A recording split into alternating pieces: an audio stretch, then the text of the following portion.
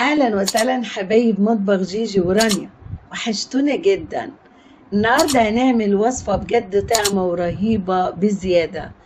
اولادك وكل اسرتك هتحبها قوي، وبجد عن ثقه طعمها يجنن. هنعمل مع بعض جلاش الكيكه. يلا بينا نعملها.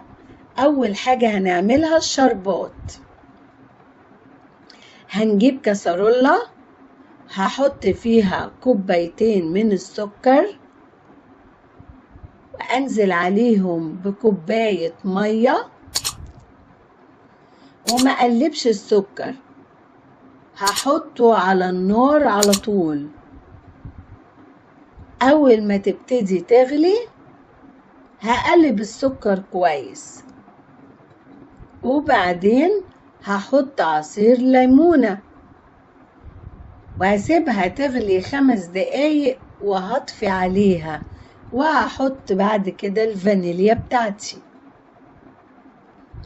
تعالوا نجهز الصينية. هجيب صينية وهدهنها زيت،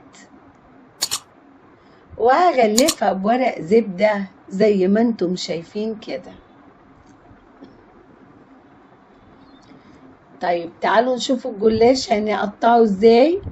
انا مش هعمل الجلاش ادهن ورقة بورقة والكلام ده، لا، هجيب الجلاش بتاعي وهقطعه بالسكينة نصين، وكل نص 3 أجزاء، يعني هقطعه 6 أجزاء كده، وهطلعه من بعده، أفرده من بعده كده، وهحطه في الصينية بطريقة عشوائية زي ما انتم شايفين بالفيديو.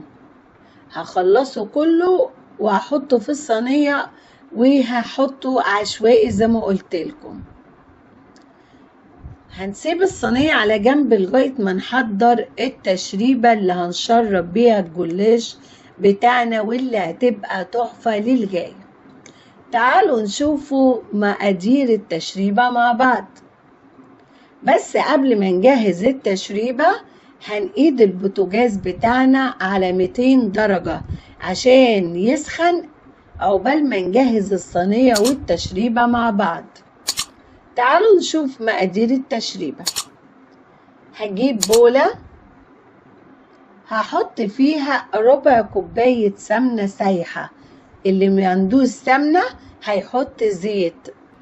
هنجيب بيضة ومعلقتين كبار نشا، وربع كوباية سكر، ورشة ملح، وكوباية ونص لبن، ومعلقة بيكنج باودر وفانيليا. هنقلبهم كويس قوي مع بعض كل الخليط ده. بجد تشريبة طعمها جميل جدا. هننزل بالتشريبة الجميلة قوي دي، وهسقي بيها الجلاش بتاعي في الصينية، وبمعلقة كده هحرك الجلاش بطريقة بسيطة عشان التشريبة بتاعتي تيجي عليه كله وتحت وفوق. بعد كده هندخله في الفرن اللي احنا كنا مسخنينه مسبقا على درجة حرارة 200.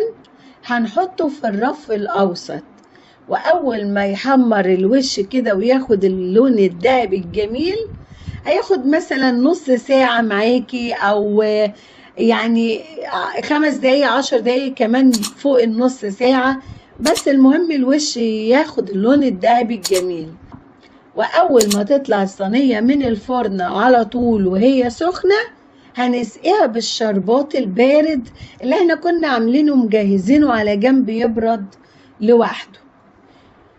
ودي كانت النتيجة مذهلة جدا، بجد جميلة قوي، هتبهرك في طعمها والريحة والجمال، كل حاجة فيه بجد طعمة ولذيذة. وبألف هنا وشفا ليكم. بس ما تنسوناش بقى في الشير واللايك، علشان تشجعونا نستمر، وتفعيل زر الجرس عشان يوصل لكم كل فيديوهاتنا الجديدة، وتختاروا الكل. أشوفكم على كل خير في وصفة جديدة.